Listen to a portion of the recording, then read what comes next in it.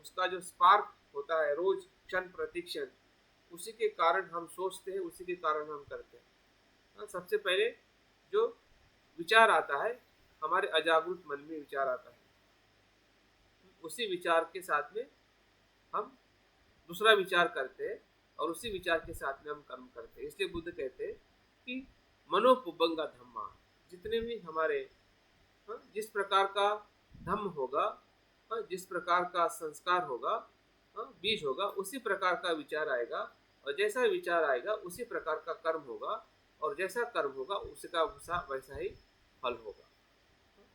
तो ये समझना हमारे लिए, अगर इस धर्मपद की इस गाथा का अगर हम संदर्भ लेते हैं तो किस प्रकार से हमारे नाभि चक्र में सभी ऊर्जा समाविष्ट है। हाँ? और ये 64 पेटल से बताई जाती है, 64। हाँ?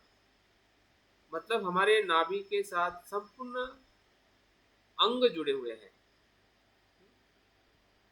सब कुछ हमारा ब्रेन तक, जितनी भी हमारी जो नाभि का क्या कहते हैं, जितनी भी हमारी नाड़ियां है वो इधर ही आके रुकी हुई है, और इसी से ही सभी हमारे अंगों के साथ में इसका कनेक्टिविटी है। और इसलिए उसको 64 पेटल्स में या 64 उसके जो आरे हैं उस संख्या में बताई जाती है।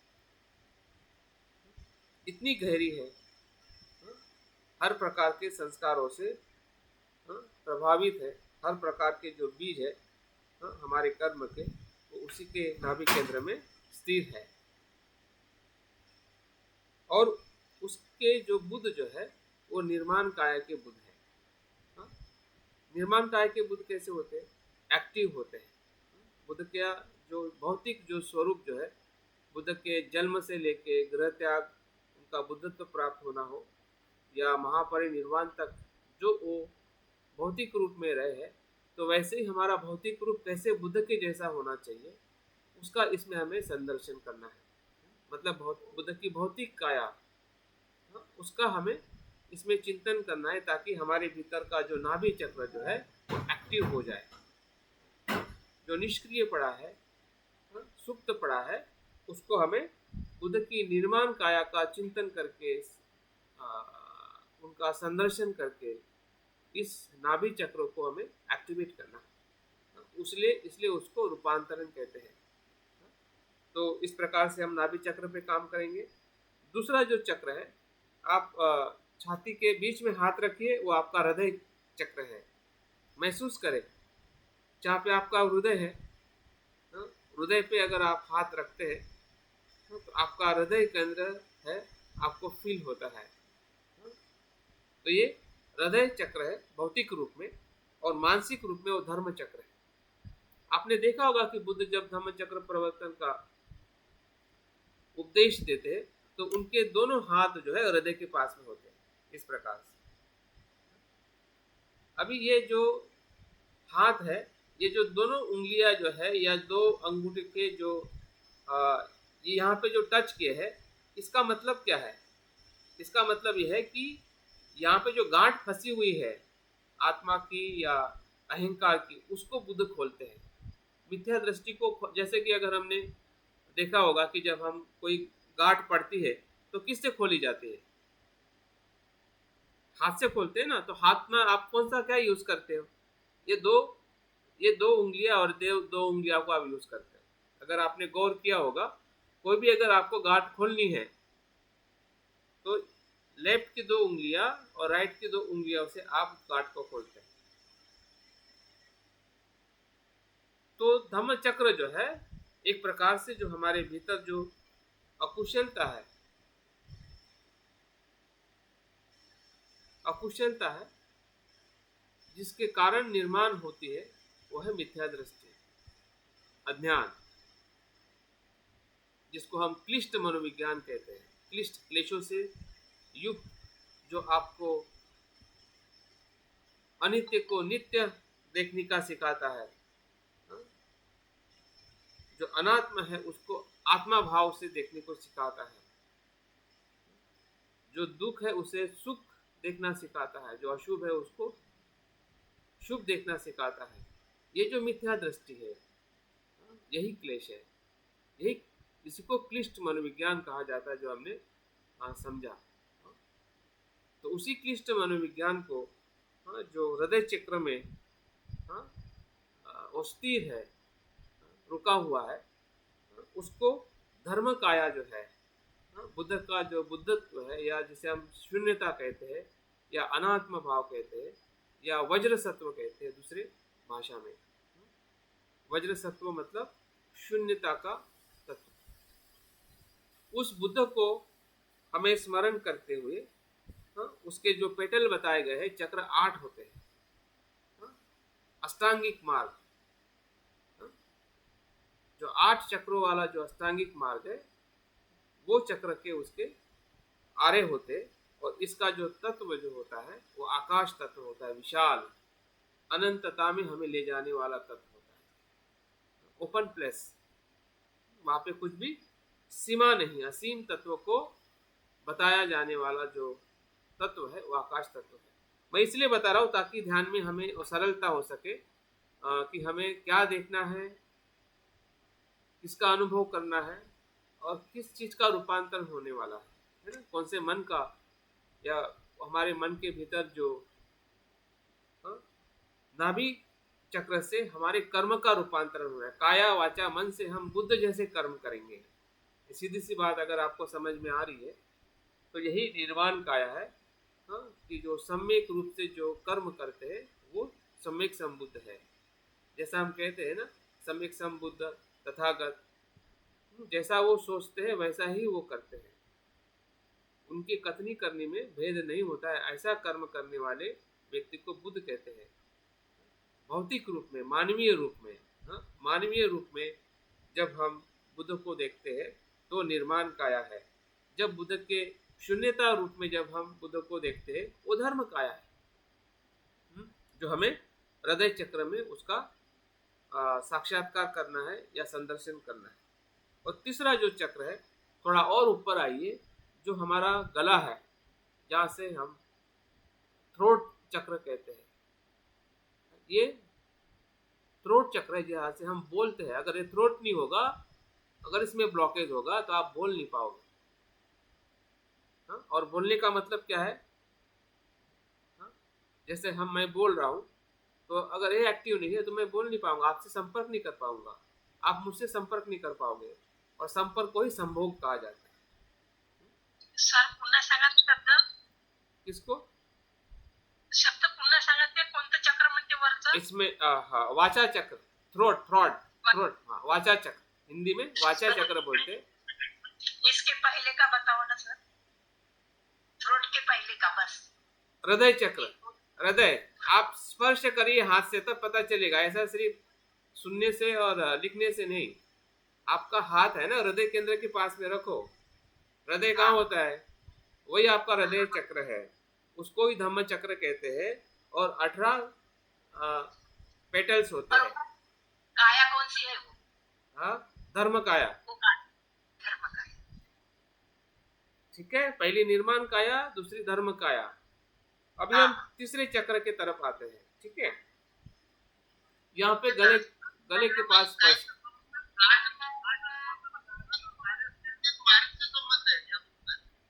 अभी सवाल मत पूछिए सुभाष जी।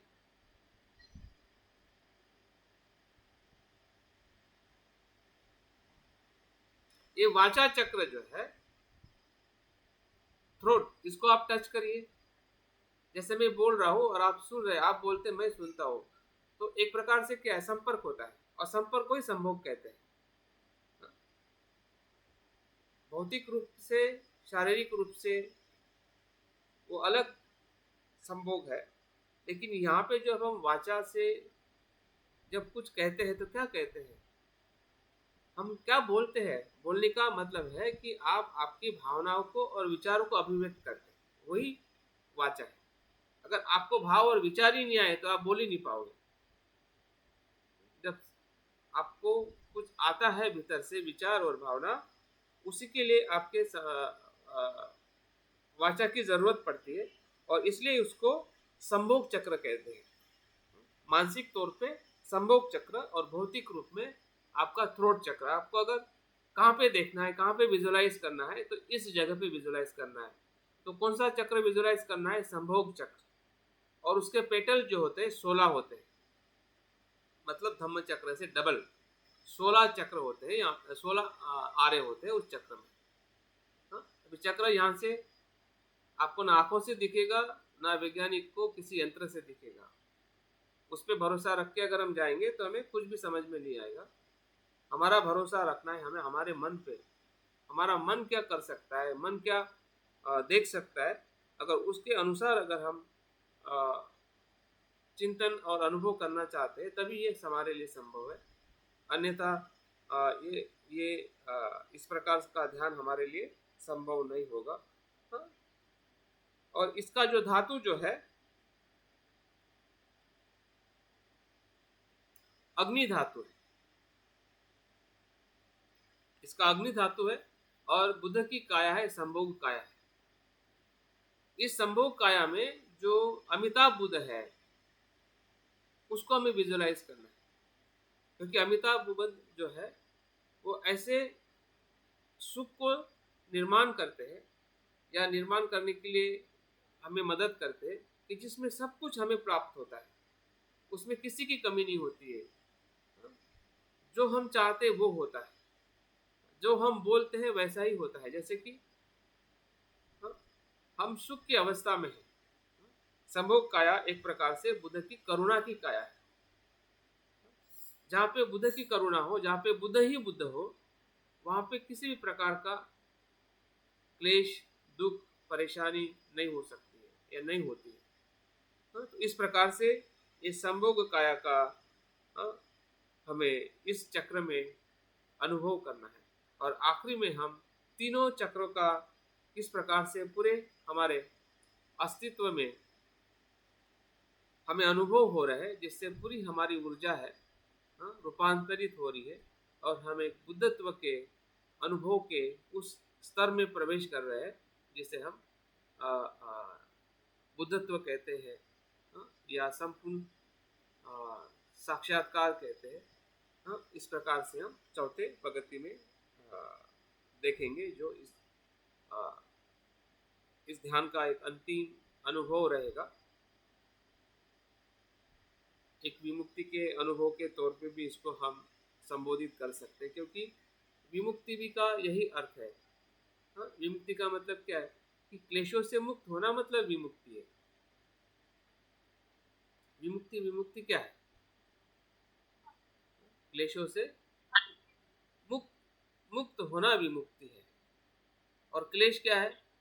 लोभ द्वेष से बने हुए जितने भी अकुशल विचार है, कल्पना है, भावना है, आचरण है, बीज है, कर्म है, यही सब जिसको हम अलग अलग स्वरूप में बीज के रूप में भी देखते, कर्म के रूप में भी देखते, विचारों के रूप में भी देखते, कल्पना के रूप में भी देखते, वो सभी अकुशल के स्रोत से है, अकुशलता से आ रहे हैं, तो सभी अकुशल क्लेश है। तो उसी से मुक्त होना ही विमुक्ति है। और विमुक्ति को ही बुद्ध चित्त कहा जाता है, परम चित्त कहा जाता है। तो इस प्रकार से हमारे हाँ पद्मा, आप अंधेरे में दिख कलर सर तीनों का भी। हाँ, एक तो रेड कलर है जी सर, वो डिम लाइट है यहाँ पे सर। हाँ प्लीज सर। हाँ, एक तो इसका नाभि का रेड कलर है और इसका कलर जो है थ्रोट का इसमें कलर नहीं बताया है।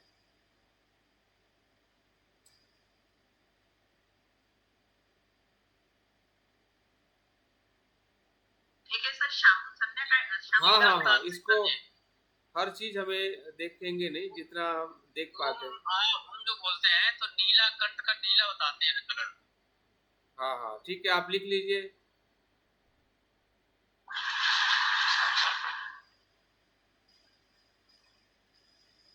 तो अभी हम ध्यान की तरफ आगे बढ़ते हैं, देखते हैं कि हम कितना उसमें सफल हो सकते हैं।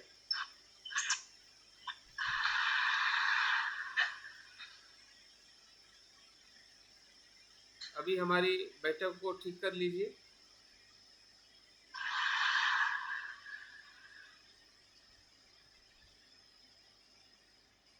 और इस कुंडलिनी योगा में जब हम कुंडलिनी ऊर्जा योगा की हम बात करते हैं, तो इसमें शरीर की जो कुछ एक्सरसाइज है उसके लिए भी इम्पोर्टेंट है, क्योंकि शरीर का तनाव मुक्त होना या ऊर्जा होना बहुत ही ज़रूरी है। क्योंकि हमारी ऊर्जाएं जो है भौतिक रूप में, एक तो जॉइंट्स में ब्लॉक रहती है, मसल्स में ब्लॉक रहती है। जब तक हम बॉडी को थोड़ा प्रॉपर एक्सरसाइज नहीं देते हैं, कुछ आसन है जिसके कारण हमारा बॉडी इस सभी तनाव से मुक्त हो सकता है, तो ताकि वो ऊर्जा जो है वो हमें मन के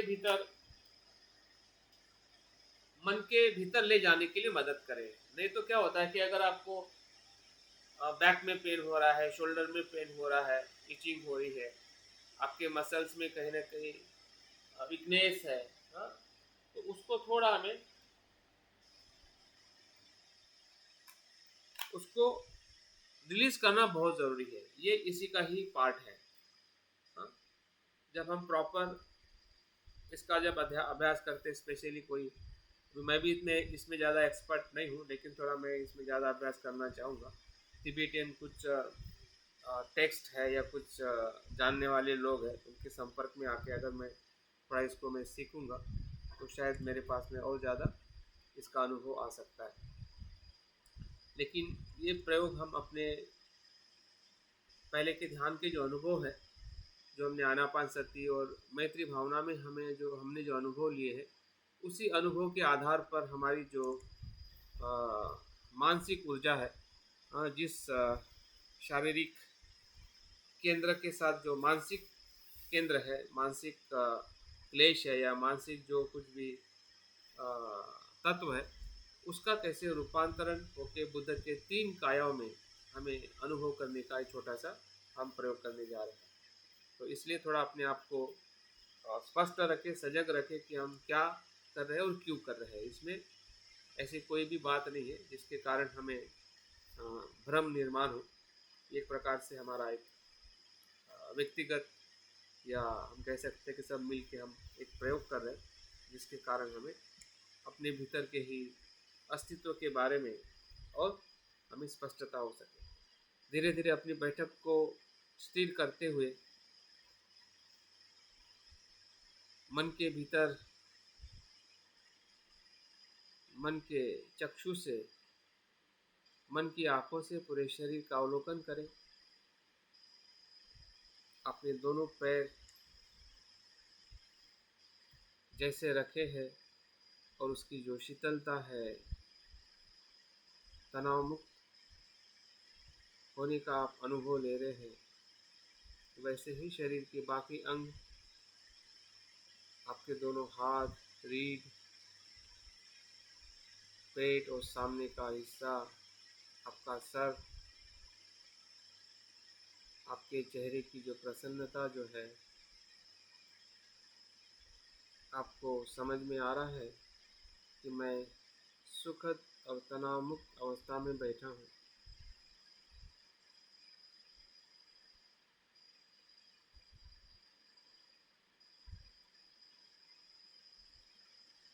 मेरे भीतर जो धम्म का छंद है उसका अनुभव करें।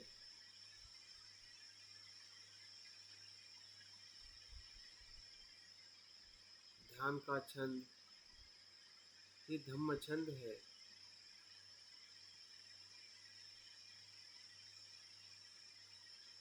ध्यान करने का उत्साह, ध्यान करने में आने वाला आनंद ही धम्म छंद है।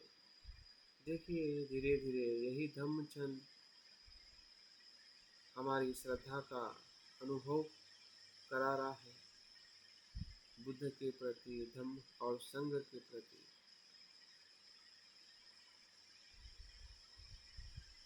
बुद्ध होने की भावना, बुद्ध के धम्म का आचरण करने की भावना,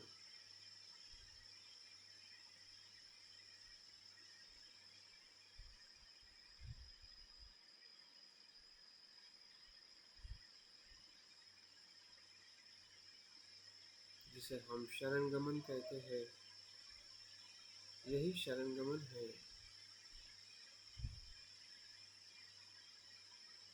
जब हम बुद्ध का संदर्शन करते हैं और संकल्प लेते हैं कि मैं भी बुद्ध बनूं, जैसे बुद्ध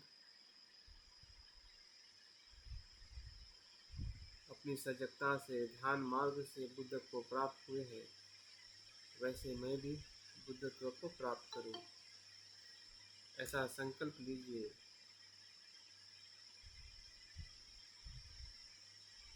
ये समय, ये कुंडलिनी ऊर्जा, ध्यान का सराव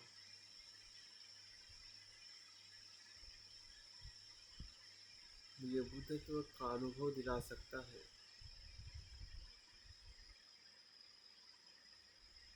इस उद्देश्य से अपने आप को समर्पित करें।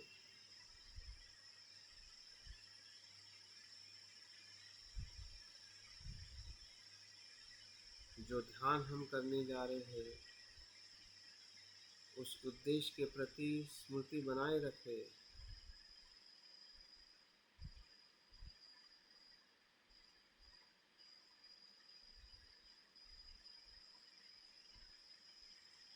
उस स्मृति का अनुभव जैसे जैसे हम सांस को देख रहे हैं, पूरे शरीर में सांस आ रही है, सांस जा रही है, यही स्मृति है, यही सजगता है। और उसको जैसा है वैसा देख रहे हैं, यही प्रज्ञा है। उसको देखना और उसको जानना। उसको देखना स्मृति है, तो उसे जानना प्रज्ञा है। स्मृति सांप्रजन्य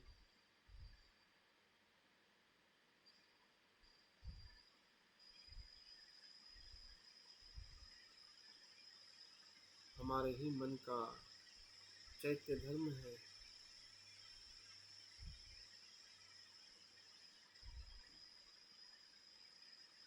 जब हम विशेष प्रकार का कर्म करते हैं, तो ये चैत्य धर्म हमारे ही मन में उत्पन्न होता है।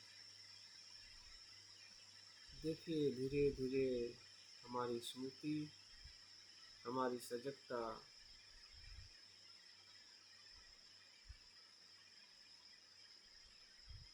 ध्यान के प्रथम चरण में प्रवेश कर रही है।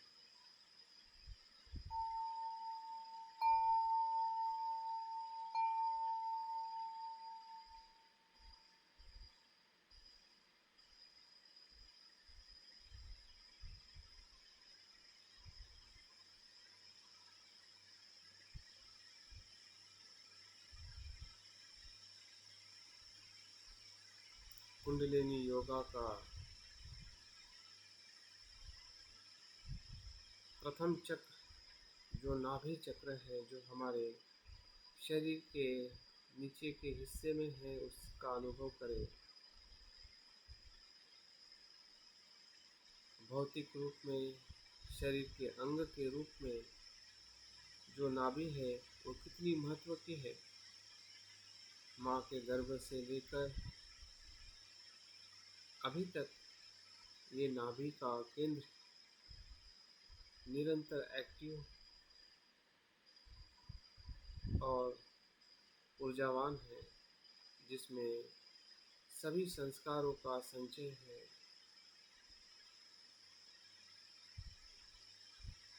जो हमारे आलय विज्ञान को दर्शाता है।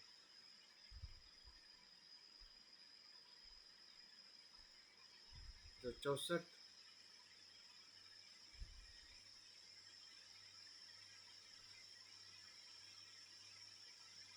पेटल से बना है, उसके आरे 64 है। ऐसा चक्र हमें नाभि केंद्र में अनुभव हो रहा है,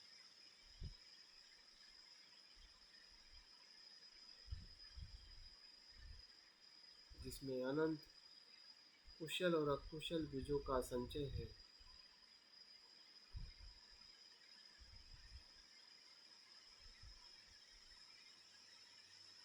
इस जन्म के कर्म हो या पूर्व जन्म के कर्म का संचय इसी ही नाभि चक्र में है। सकारात्मकता हो या नकारात्मकता, कुशल अकुशल सभी बीज इसी नाभि केंद्र में संचित है।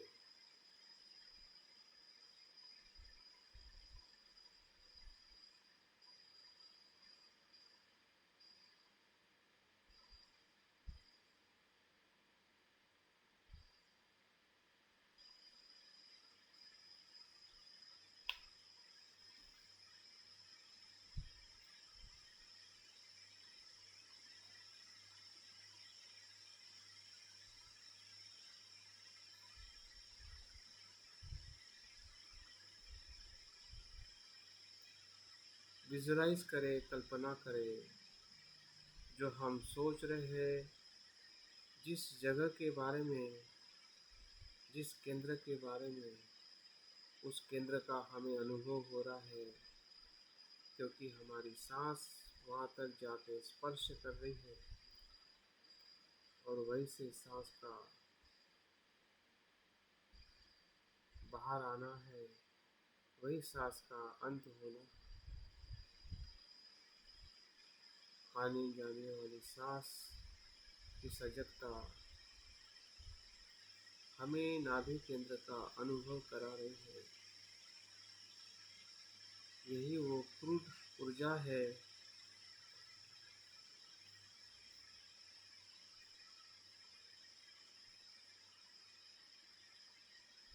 जो इस केंद्र में हमें अनुभव हो रही है। हमारा मूल है, जिसमें लोभ भी है, द्वेष भी है, अज्ञान भी है, सभी बीज इसी नाभि केंद्र में है, जिसे निर्माण चक्र कहते हैं। सब कुछ निर्माण इसी चक्र से होता है। निर्माण चक्र, नाभि केंद्र और हमारा आलय विज्ञान।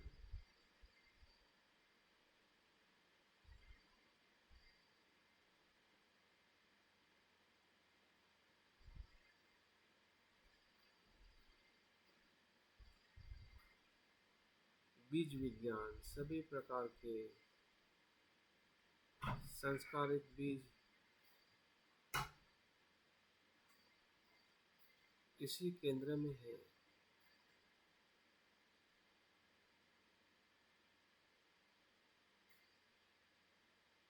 जो कुछ भी हमारे मन में विचारों के और कर्म के रूप में आता है, तो इसी भीतर के बीज से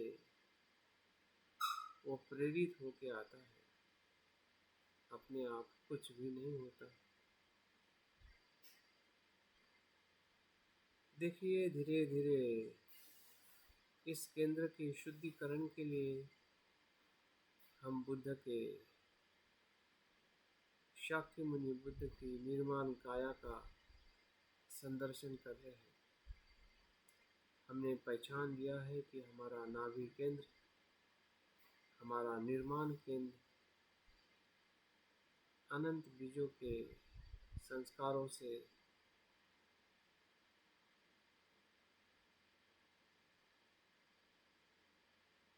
युक्त है। इसका रूपांतरण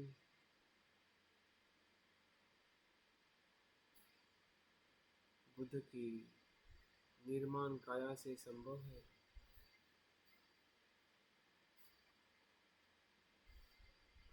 कल्पना करें कि बुद्ध का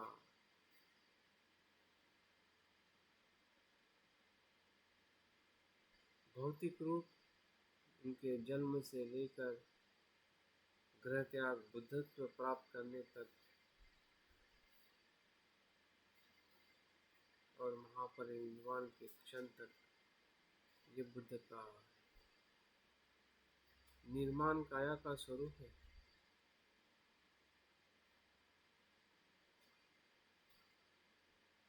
बुद्ध के शरीर पर जो 32 लक्षण हैं, जो उनके कुशल कर्मों का परिणाम है, उनका सुंदर रूप, उनकी काया तेज सी, स्वर्ण जैसी काया,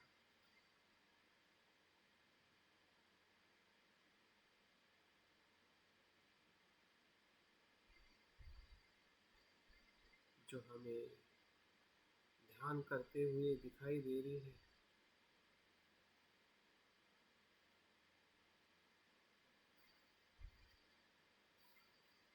जिसमें बुद्ध का संपूर्ण मानवीय रूप शुद्ध है, मुक्त है,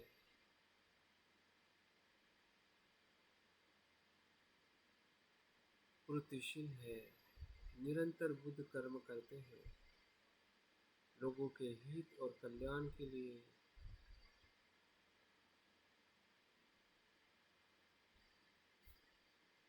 काया से लोगों की सेवा करते हैं,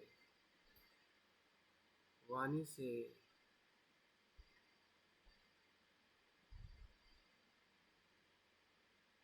धम्म का अनुभव कराते हैं और मन से भी सभी के लिए मैत्री और करुणा करते हैं। ऐसे बुद्ध हमारे नाभि केंद्र में जो पड़े हुए बीज है, उसका रूपांतरण कर रहे हैं।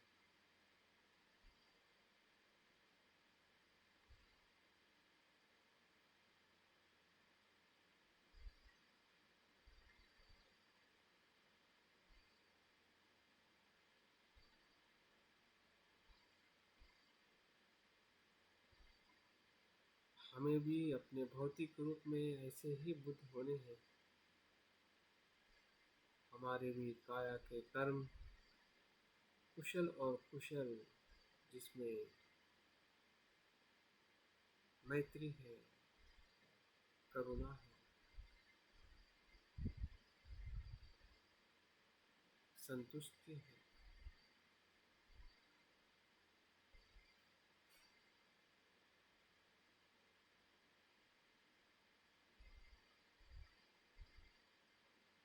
वाणी के कुशल कर्म,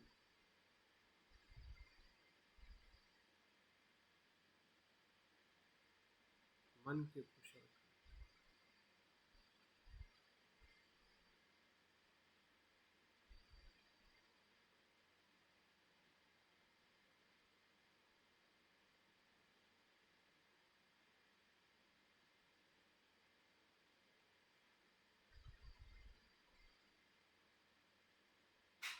बुद्ध के निर्माण काया का उनके गुणों के साथ संदर्शन करें, उनके रूप के साथ संदर्शन करें, उनके मंत्र के साथ संदर्शन करें। मुनि मुनि महामुनि शक्ति सार, इस मंत्र से भी हमारे भीतर नाभि केंद्र में परिवर्तन हो रहा है, रूपांतरण हो रहा है।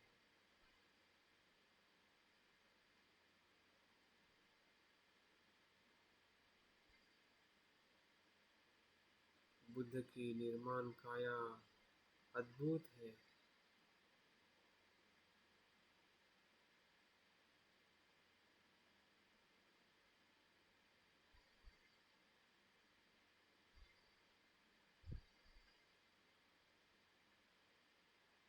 हम भी उस निर्माण काया में रूपांतरित हो रहे हैं।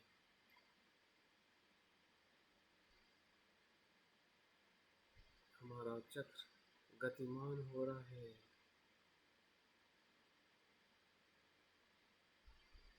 बुद्ध बनने के लिए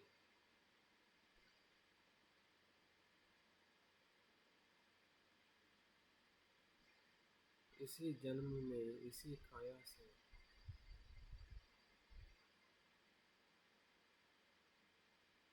हम सम्यक कर्म करें,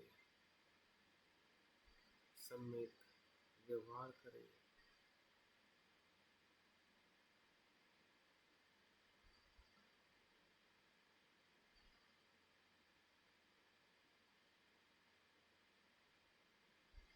बुद्ध की निर्माण काया उनके सम्यक कर्मों को दर्शाती है।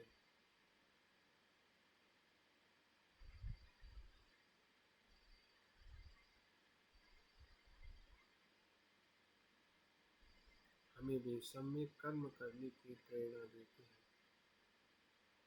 यही संदर्शन का अनुभव है जो हम देख रहे हैं, जो हम सुन रहे हैं और जिसकी हम संदर्शन कर रहे हैं, उसी का हमें अनुभव हो रहा है।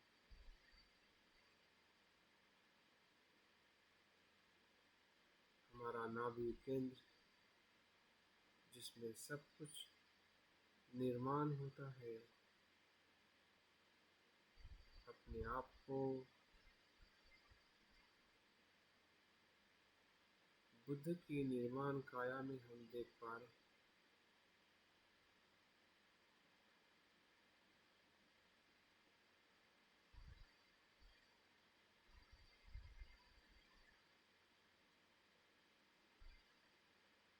कितना अद्भुत है, कितना आनंददायी है।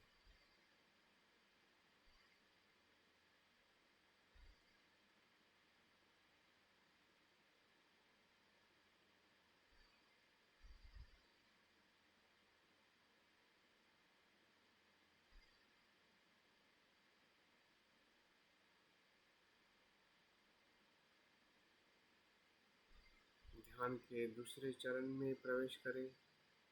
देखिए, वही ऊर्जा ऊपर की तरफ आ रही है, नाभि चक्र से हृदय चक्र की तरफ आ रही है।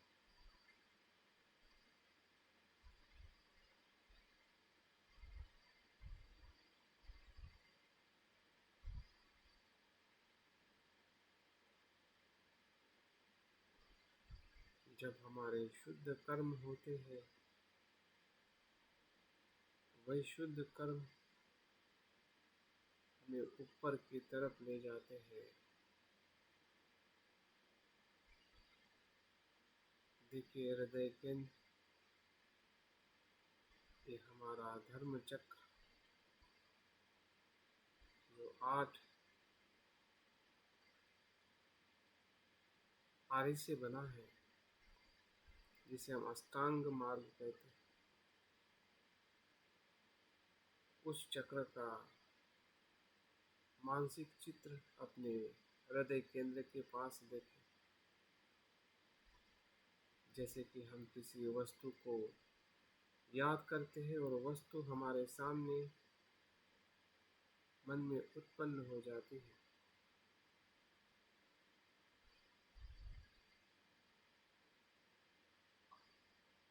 वैसे ही हमारे हृदय केंद्र के आसपास जो हृदय हमारे पूरे शरीर को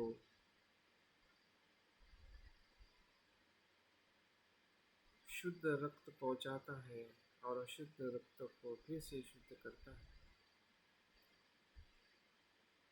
यही हृदय का कार्य है। और उसमें भी सांस का महत्वपूर्ण भूमिका है। यही सांस ऑक्सीजन लेके आती है और हृदय में जाती है, और वही ऑक्सीजन अशुद्ध रक्त को शुद्ध करता है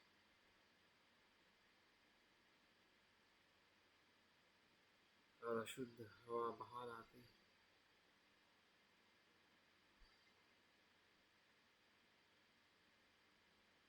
सब कुछ सांस के साथ जुड़ा हुआ है। हमारे हृदय के द्वारा रक्त का शुद्ध होना हो या अशुद्ध से मुक्त होना हो,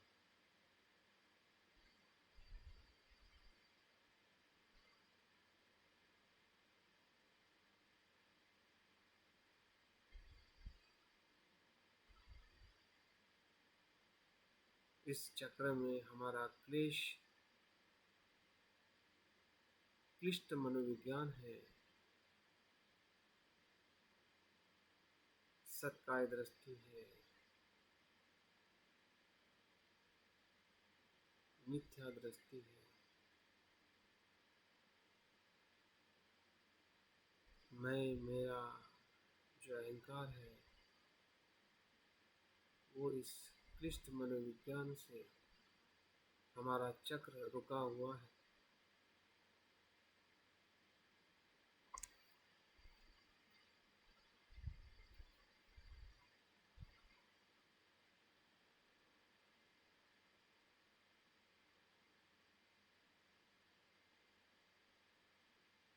जिसे हम नित्य समझते हैं, सुख समझते हैं, आत्मा समझते हैं, ऐसे क्लेशों से हम ग्रस्त हैं। इसलिए चक्र रुका हुआ है।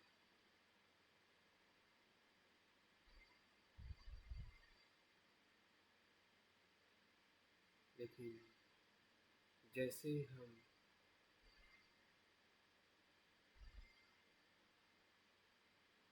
बुद्ध की धर्म काया का अनुभव करते हैं, संदर्शन करते हैं, जो शून्यता का अनुभव है, जो वज्र सत्व के रूप में धर्म काया बताई जाती है। वज्र सत्व ही शून्यता है, शून्यता ही वज्र सत्व, और वही धर्म काया है। बुद्ध स्वयं कहते हैं कि जो प्रतीत समुत्पाद को देखता है वही धर्मों को देखता है, और जो धर्मों को देखता है वही बुद्धों को देखता है।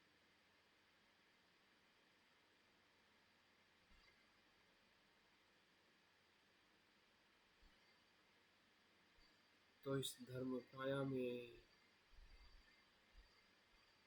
शून्यता, अनात्मता, प्रतीत समुत्पाद का बोध है।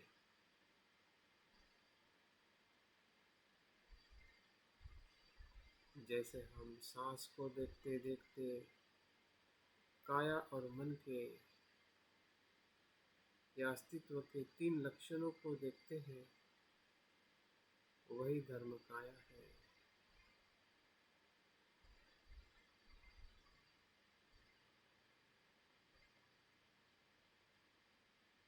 और उस प्रकाश में ये चक्र गतिमान हो रहा है, परिवर्तित हो रहा है, शुद्ध हो रहा है। हमारे क्लेश, उससे हमारा चित्त मुक्त हो गया। हम जैसा है वैसा देख रहे हैं। मिथ्या दृष्टि नष्ट हो गई है।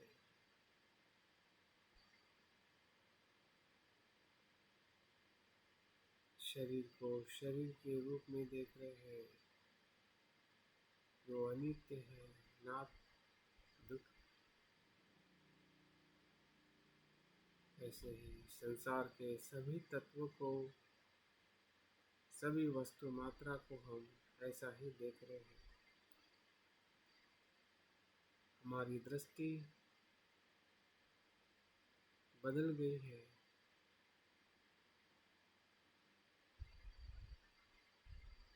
धर्म काया के स्वरूप जैसी हो गई है। जैसे बुद्ध देखते हैं वैसे ही मैं देख रहा हूँ।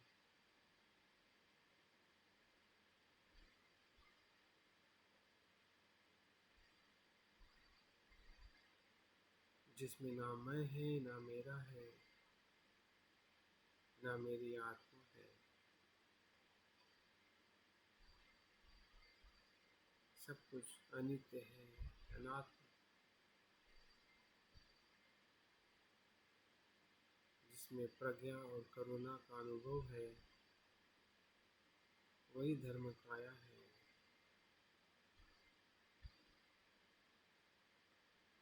जिसमें सभी दुखों का नाश है,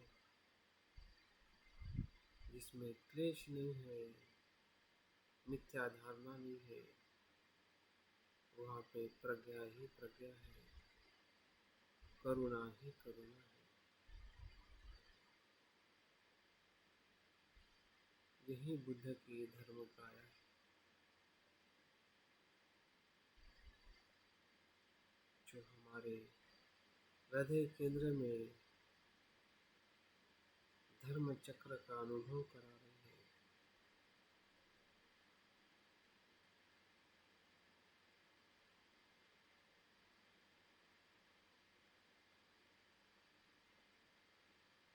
सभी क्लेशों से मुक्त होना ही विमुक्ति का अनुभव है।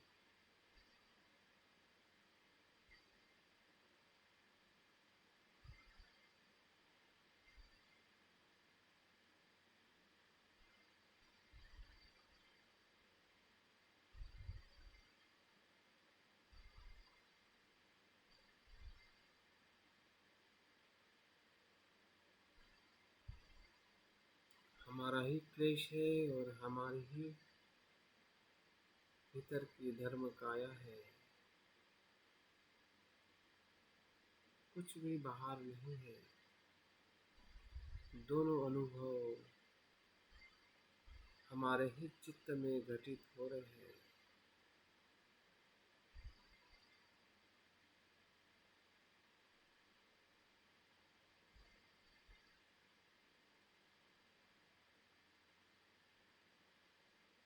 हमारे शरीर के साथ उसका हमें अनुभव हो रहा है।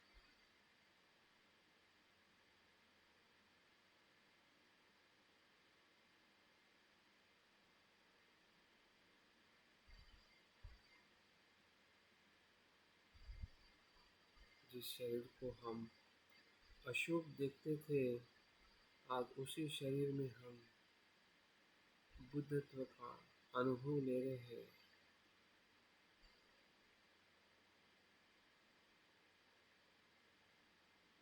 जिसमें अनासक्ति का अनुभव है।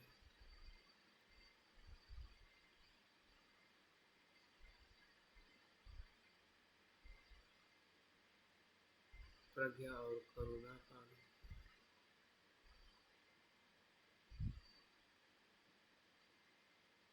देखिए, ये भी चक्र हमारा शुद्ध हो गया है, रूपांतरित हो गया है बुद्ध की धर्म काया में। धर्म ही हमारा हृदय है। हर एक धड़कन, हर एक क्षण अशुद्धता शुद्धता में रूपांतरित हो रही है, और उससे हमारा शरीर और मन दोनों शुद्ध हो रहा है।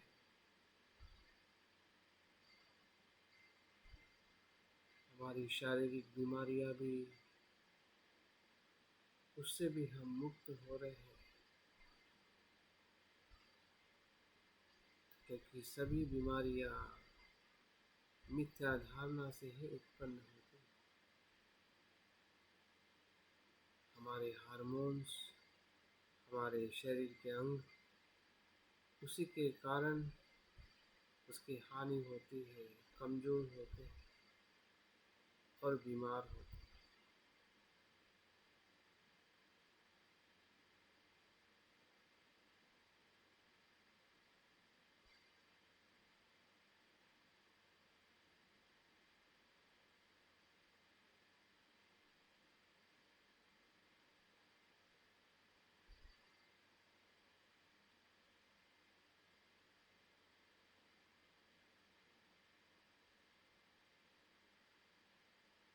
ध्यान के तीसरे चरण में हम प्रवेश कर रहे हैं।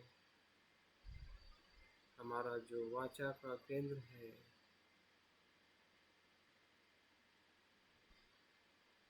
जहाँ से ध्वनि बाहर आती है, जिस ध्वनि के कारण ही हम बोल पाते हैं, कंठ, उस केंद्र को स्मरण करें।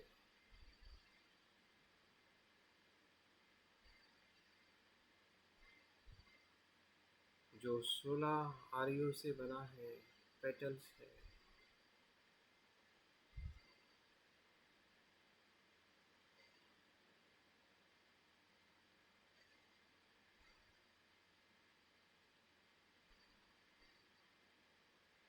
उसमें हमारे सभी विचार संग्रहित है। वो विचारों का केंद्र है।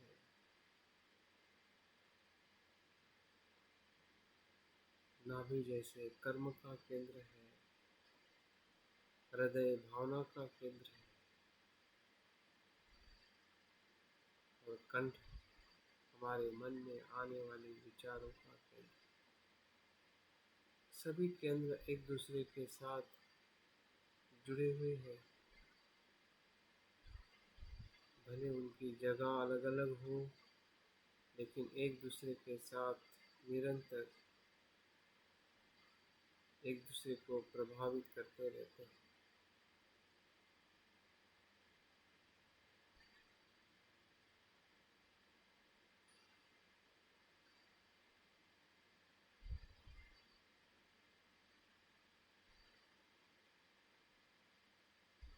इस केंद्र में हमारा मन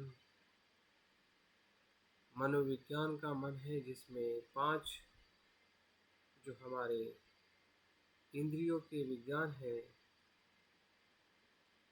उसका नियंत्रण इसी ही विज्ञान से होता है। उसी विज्ञान से हम सांसारिक विचारों में, इच्छाओं में आनंद लेते हैं, जिसके कारण हमारा मनोविज्ञान दूषित और असंतुष्ट रहता है।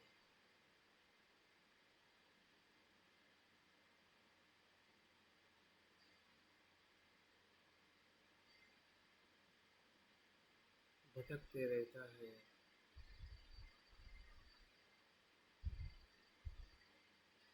फंसा हुआ रहता है।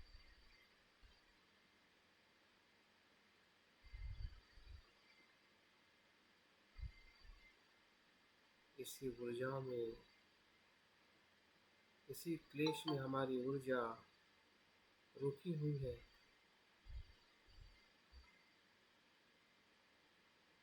इस ऊर्जा का रूपांतरण के लिए बुद्ध की संभोग काया, आनंदमय काया,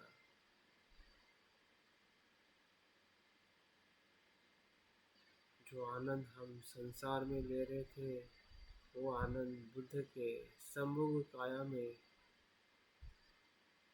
लेने के लिए बुद्ध की काया हमें मदद कर रही है, जिसमें अमिताभ बुद्ध संभोग काया के स्वरूप में उसका संदर्शन करें। जैसे संसार में जाने की हमारे मन में कल्पना आती है, विचार आता है और हम चले जाते हैं और दुखी होते हैं, फंस जाते हैं और उस सुख की जगह दुख ही दुख मिलता है।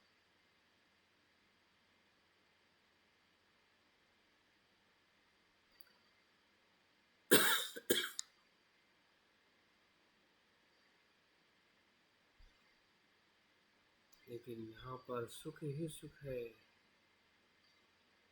अमिताभ बुद्ध की सुखावती, जहाँ पे कुशलता ही कुशलता है। हमारी सभी इच्छाएं पूर्ण होती है। संतुष्ट होती है, जिसमें मैत्री है, करुणा है, शुद्धता है, जिसमें ना द्वेष है ना आसक्ति। ऐसी सुखावती, ऐसे अमिताभ बुद्ध का प्रकाश हमारे इस केंद्र को रूपांतरित कर रहा है और हमारे विचारों में बुद्ध ही बुद्ध है। बुद्ध की करुणा ही हमारे लिए आनंद है।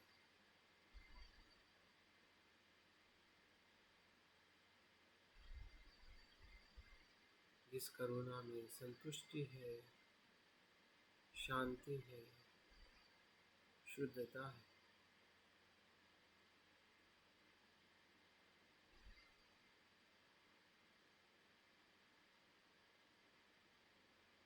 सभी का कल्याण है।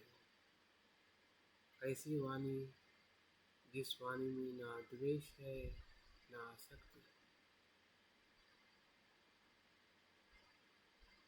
ऐसे विचार जिसमें शुद्धता है। यही बुद्ध की संभोग काया है,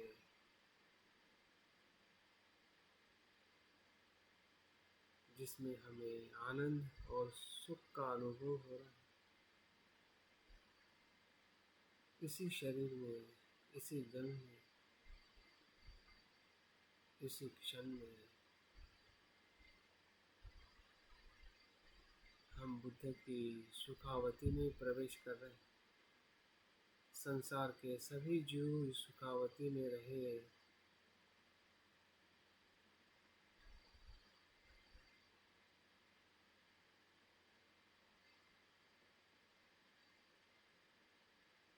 इसी का हम निरंतर प्रयास करें। विचारों से, वाणी से बुद्ध ही बुद्ध प्रकट हो।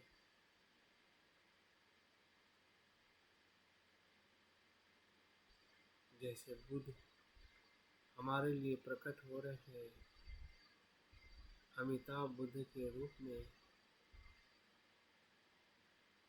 वैसे हम भी अमिताभ बुद्ध के रूप में लोगों के लिए प्रकट हो।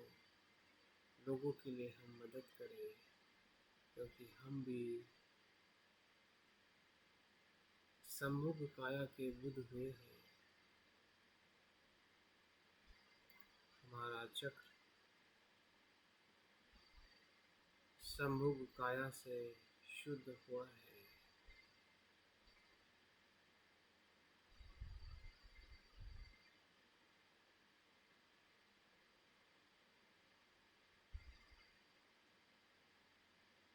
जो हम में है वही बुद्ध में है, जो बुद्ध में है वही हम में है।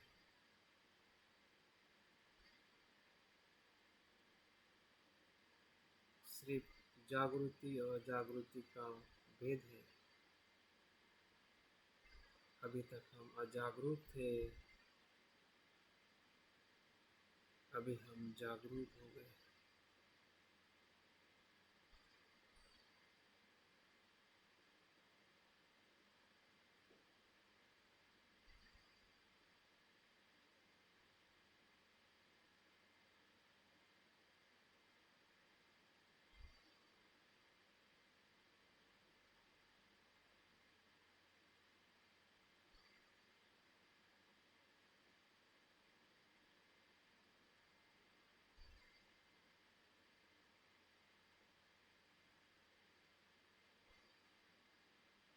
ध्यान के चौथे और अंतिम चरण में इन तीनों केंद्रों की ऊर्जा नाभि से हृदय तक, हृदय से कंठ तक हमारे शस्त्र केंद्र को खोल रही है।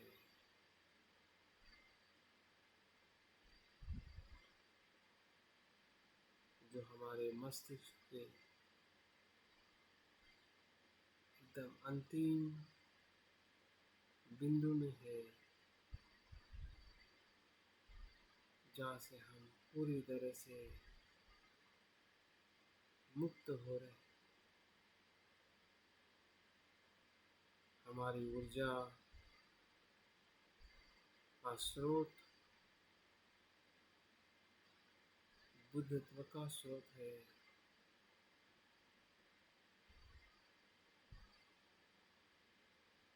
सभी ऊर्जा बुद्धत्व के साथ एक रूप हो रही है।